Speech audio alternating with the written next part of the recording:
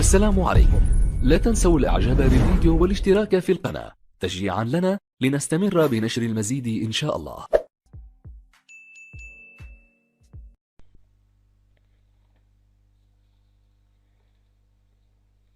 بسم الله الرحمن الرحيم.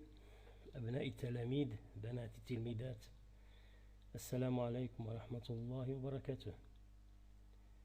أتمنى من الله العلي القدير أن تكونوا بخير أنتم وجميع أفراد أسركم، إنه على كل شيء قدير. أما بعد، سنستأنف بحول الله تعالى دروسنا في النقطة التي توقفنا عندها. وكما تعرفون توقفنا عند سلسلة من التمارين، ولذلك سأقترح عليكم في أول هذه الدروس la correction de la série des exercices.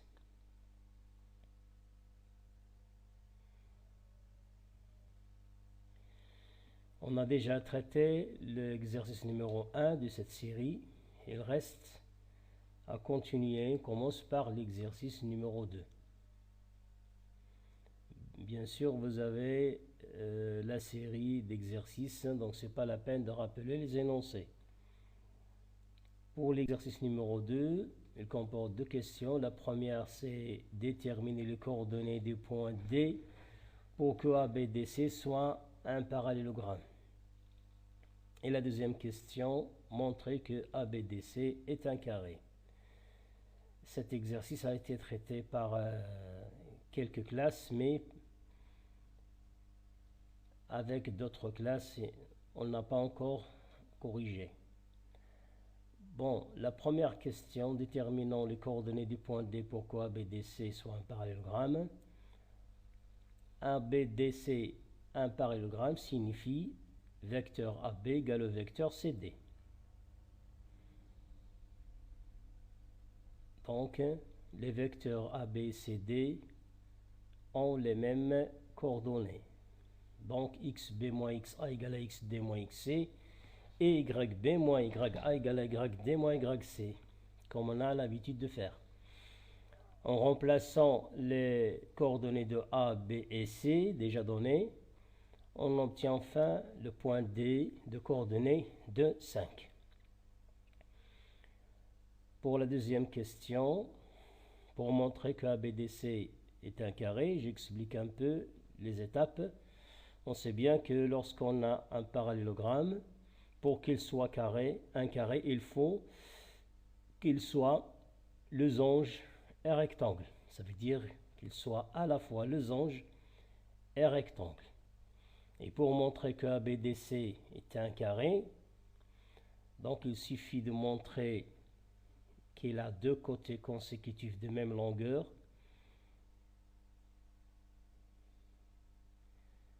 Ensuite, montrer qu'il a un angle droit. Pour cela, on va considérer un triangle, le triangle ABC. On va calculer la distance AB, la distance AC, comme vous voyez. On a obtenu la distance AB égale à racine du 10. La distance AC aussi égale à racine du 10.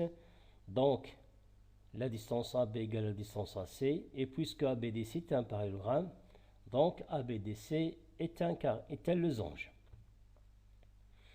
Et pour continuer, on calcule la distance BC en remplaçant les coordonnées dans l'expression de la distance BC. On obtient la distance BC égale à racine de 20. Donc si on calcule les carrés, le carré de BC est égal à 20 et la somme des carrés de ABAC est égale à 20. Donc BC puissance 2 égale à AB puissance 2 plus AC puissance 2. Donc ce triangle ABC vérifie la réciproque du théorème de Pythagore. Donc il est triangle rectangle en A. Et puisque ABDC est un losange, alors ABDC est un carré. Ceci pour l'exercice numéro 2. On passe à l'exercice numéro 3.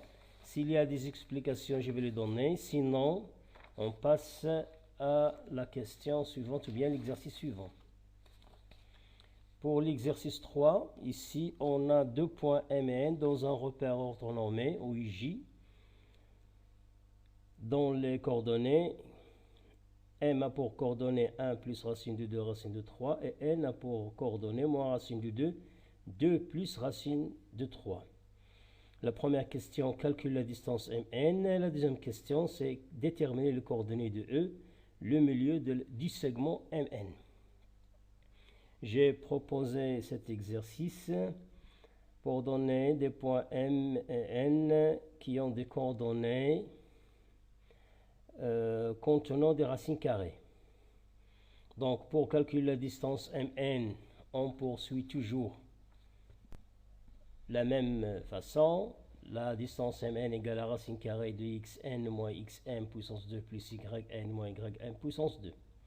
En remplaçant ces coordonnées, on remarque ici que la distance Mn est égale à racine carrée de moins 2 racine de 2 moins 1 puissance 2 plus 4. Ce que j'ai souligné en jaune, ici, moins 2 racine de 2 moins 1 ne peut pas être simplifié plus que ça. C'est une écriture très simplifiée. Donc, dans cette fois-ci, on est obligé d'appliquer les identités remarquables. Moins 2 racine de 2 moins 1 tout puissance 2, c'est de la forme de a moins b tout puissance 2. On l'applique et on obtient enfin que la distance Mn est égale à racine carrée de 13 plus 4 racine de 2. Et pour répondre à la deuxième question, E est le milieu de Mn, on applique directement la règle des coordonnées du milieu des segments, d'un segment, et on obtient enfin que E a pour coordonnées 1 sur 2 et racine de 3 plus 1. Pour l'exercice numéro 4,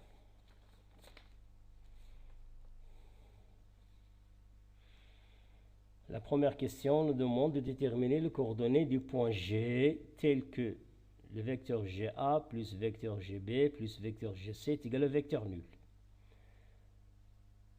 Donc on sait bien que lorsqu'on a des vecteurs égaux, ça veut dire qu'ils ont même coordonnées, ceci d'une part. D'autre part, que les coordonnées de la somme de deux vecteurs est la somme des coordonnées de ces deux vecteurs.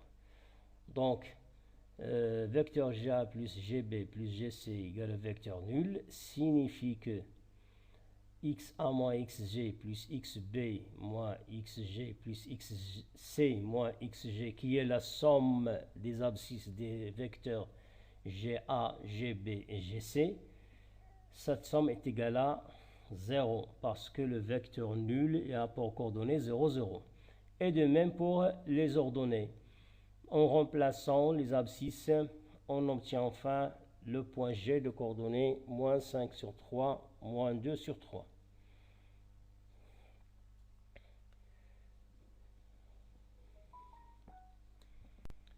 Pour la deuxième question, qui comprend deux questions, A et B, déterminer les coordonnées du milieu M, du milieu du segment BC.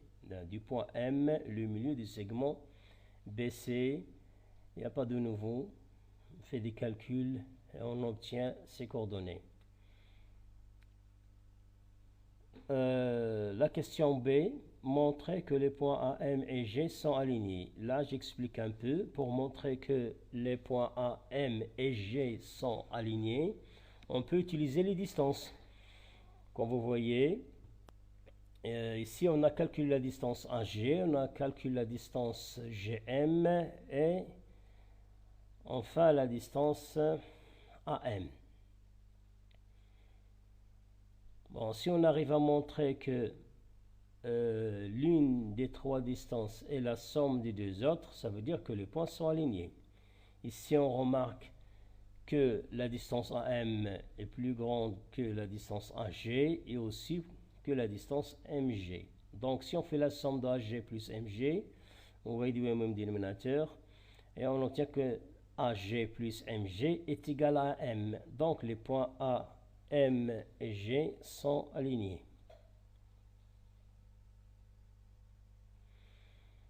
On passe maintenant à l'exercice 5. C'est un exercice que j'ai proposé et j'ai essayé qu'il contient tout ce qu'on a vu dans cette leçon. En commençant par la première question, c'est de placer des points dans un repère. Comme vous voyez, on a placé les points A, B et C.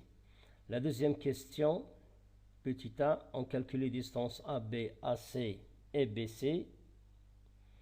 C'est comme on a fait déjà, on a calculé la distance AB égale à 4 racines de 5, AC égale à 5 racines de 5 et BC égale à 3 racines carrées de 5.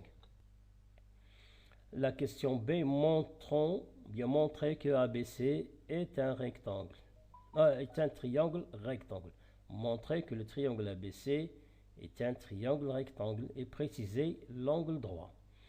Bien entendu, AC puissance 2 égale à 125, AB puissance 2 plus BC puissance 2 égale à 125. Donc, AC puissance 2 égale à AB puissance 2 plus BC puissance 2. Donc, d'après la réciproque du théorème de Pythagore, ce triangle rectangle en B. La troisième question, on a à construire un point D tel que le vecteur BD est égal au vecteur BA plus vecteur BC, ce qu'on a fait en revenant à la première figure. B, déterminer les coordonnées de D. Bon, il n'y a pas de nouveau. On peut appliquer les mêmes règles. On sait que BD égale à BA plus BC. Je rappelle simplement que BD égale à BA plus BC signifie que ABCD est un parallélogramme. Donc AB égale à DC. Et on continue. Enfin, on trouve que les coordonnées des vecteurs DC égale à moins 4, moins 8. Et après, on obtient les coordonnées de D, moins 2, 8. Et vous avez toujours à vérifier sur le repère pour s'assurer des résultats obtenus. Quatrième question, montrer que ABCD est un rectangle. Bien sûr, de la même façon, puisqu'on a ABCD un parallélogramme et que le triangle ABC est rectangle en B, donc ABCD est un rectangle.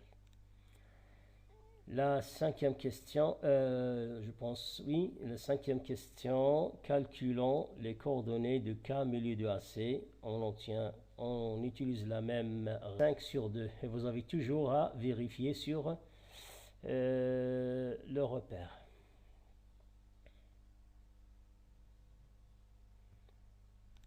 La sixième question, déterminer le centre et le rayon du cercle C circonscrit au triangle ABC. Là, j'explique un peu, puisque le triangle ABC est rectangle en B, donc ABC est inscrit dans le cercle C de centre, le milieu de AC. Et c'est le cercle circonscrit à ce triangle. On dit que le cercle C est circonscrit au triangle, ou bien le triangle est inscrit dans ce cercle. Donc, puisque AC est le diamètre de ce cercle, donc le rayon, c'est AC sur 2.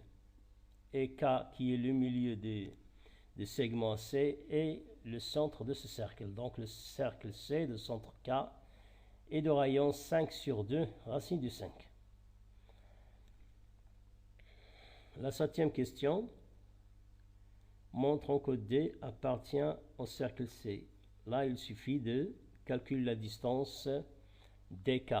On a obtenu dk égale à 5 racines de 5 sur 2, ce qui prouve que le point D appartient à ce cercle.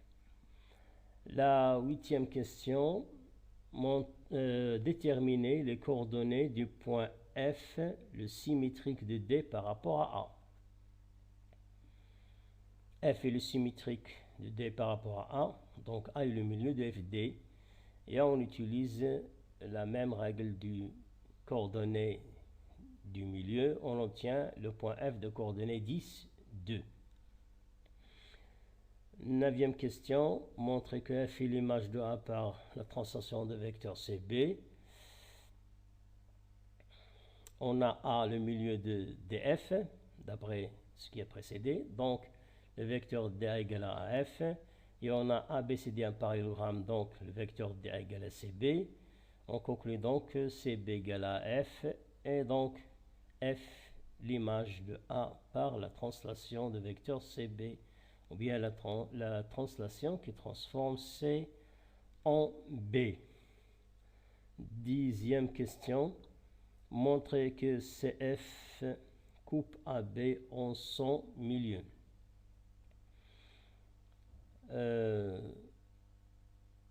Puisque AFBC est un parallélogramme, on a d'abord CB égale à AF, donc AFBC est un parallélogramme, donc les diagonales AB et CF ont le même milieu, donc CF coupe AB en son milieu. Et c'est la fin de cette série, et pour cette leçon, on s'arrête là. La deuxième leçon, Inch'Allah, il porte sur les équations d'une droite. Je vais vous proposer après des activités à faire pour en conclure ce qu'on appelle l'équation de la droite, et on va détailler là-dessus après. Assalamu alaikum wa rahmatullah.